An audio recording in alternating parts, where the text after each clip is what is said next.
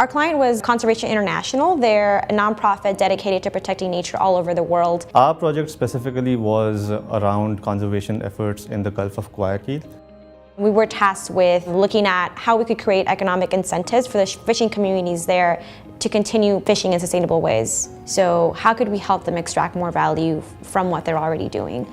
We always needed to keep the conservation aspect of the project in mind, which meant that we couldn't simply increase the volume of the products being sold. We looked at the value chain itself and seeing whether changes could be made, whether the products that they were already capturing, the crabs and the clams, could be sold in a different way that would command a higher price. And lastly, whether there was a market for sustainable products in Ecuador, since the crabs and clams couldn't be exported. Most of the research that had been done was in Spanish, so that in itself was a big constraint because our team members spent a lot of time actually translating those documents.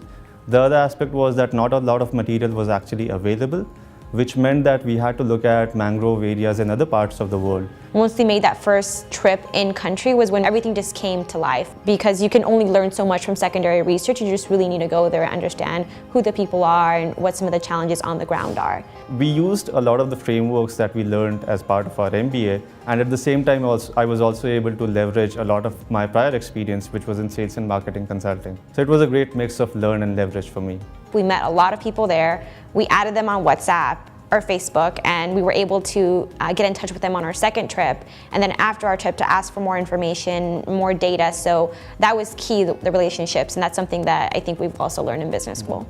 So it is one of the highlights of my MBA experience, and I think it's because of the team we chose. We have 5 different team members with different experience and different things that they wanted out of the project.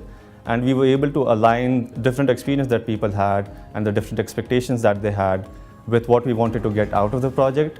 I'm really happy that we were able to work together and produce this work for our client as well. Working with these fishermen and the associations helped me understand the challenges that these people from the lower strata of society face. And that, I think, is a learning that I'll take away with me even when I'm working in the professional setting.